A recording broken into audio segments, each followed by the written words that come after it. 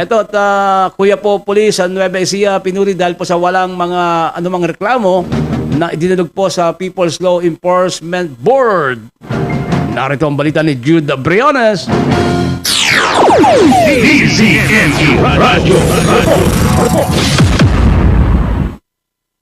Sa pagdiriwang ng year-end assessment at Thanksgiving Day ng Quiapo Municipal Police Station sa lalawigan ng Nueva Ecija, nitong mga nakarang araw ay formal na dumalo si Mayor General Jose Hidalgo Jr. Sa mensahe ni Mayor General Jose Hidalgo Jr. ay kanyang pinasalamatan ang mga kapulisan ng Quiapo Nueva Ecija sa kanilang dedikasyon, sakripisyo at pagpupunyagi upang mabigyan ang bawat mamamayan ng Quiapo ng isang tahimik at mapayapang pamayanan. Pinuri at ipinagmalaki ni Mayor General Hidalgo Jr.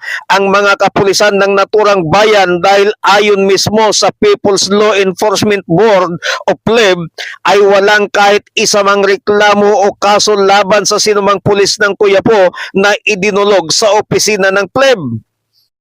Kaninang umaga, nabanggit ko na naka-usap natin yung ating People's Law Enforcement Board. At may pagmamalaki natin na wala man lang isang kaso ng pulis na idinulog sa People's Law Enforcement Board. Wow! Woohoo! Yes! Yes! Mabait ang mga pulis ko yan po. Tama ba? That all of the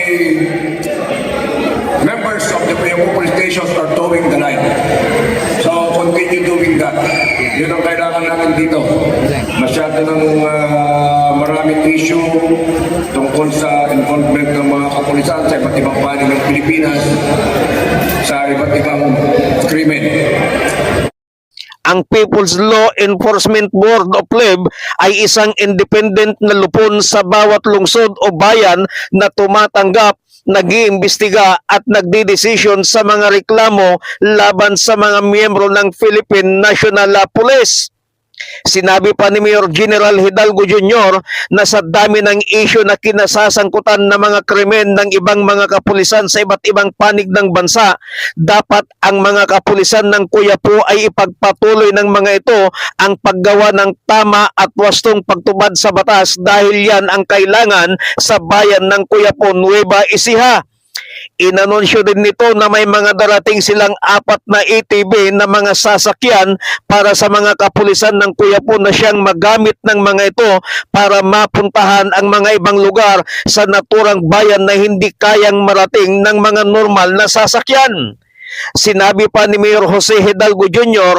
na unti-unting nagpupundar ng mga kagamitan para sa mga kapulisan at nagdagdag pa ng budget para sa intelligence fund para mas mapabuti at mapalawak pa ang operasyon ng mga kapulisan sa naturang bayan para sa mas lalong ikapapayapa at ikaayos ng Quiapo Nueva Ecija.